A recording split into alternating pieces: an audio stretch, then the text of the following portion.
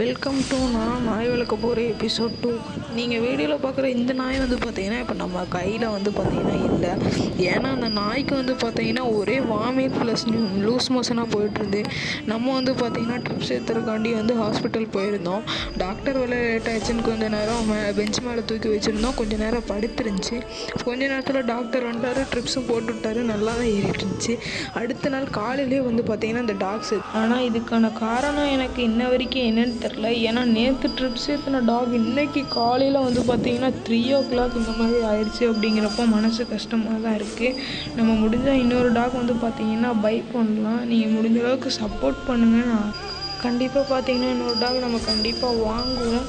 ஆனால் இதுக்கான காரணம் என்னன்னு எங்களுக்கு தெரில. நாங்கள் வந்து பார்த்திங்கன்னா ட்ரிப்ஸ் போடுறது பின்னாடி வந்து பார்த்திங்கன்னா ப்ளட் ப்ளீட் ஆக ஆரம்பிச்சிருச்சு. அந்த ஒரு பயத்துக்காண்டியே நாங்கள் வந்து ட்ரிப்ஸ் போட போயிருந்தோம். டாக்டர் சொன்னாங்க காலையில் சாயங்காலம் 2 நேரம் கூப்பிட்டு வர சொன்னாங்க. நாங்கள் ப்ராப்பராக கூப்பிட்டு போயிட்டு தான் இருந்தோம். ஆனால் ஒரு நாளில் இப்படி ஆகும்னு நினச்சி கூட பார்க்கலாம். இன்றைக்கி காலையில் ட்ரிப்ஸ் எடுத்து போக வேண்டியது. இன்றைக்கி எத்தனையோ பேர் பிறந்திருப்பாங்க, இன்றைக்கி எத்தனையோ பேர் இறந்துருப்பாங்க. இதில் இறந்த நாளில் வந்து பார்த்திங்கன்னா என்னோடய டாக்ஸ்க்கும் ஒன்று.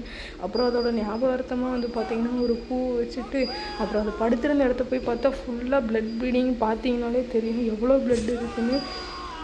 அப்புறம் கூகுளில் இதை பற்றி சர்ச் பண்ணி பார்த்தா கிட்னி வந்து ஃபெயிலியர் ஆச்சுன்னா அந்த மாதிரி வரும் அப்படின்னாங்க. சரி அது ஞாபகார்த்தமாக அப்புறம் வந்து பார்த்திங்கன்னா ஒரு கல் வச்சுட்டு நாமளும் 2 ஊதுபத்தி சாமிக்கிட்ட காமிச்சு வச்சுட்டோம். நீங்களும் ப்ரே பண்ணிக்கோங்க.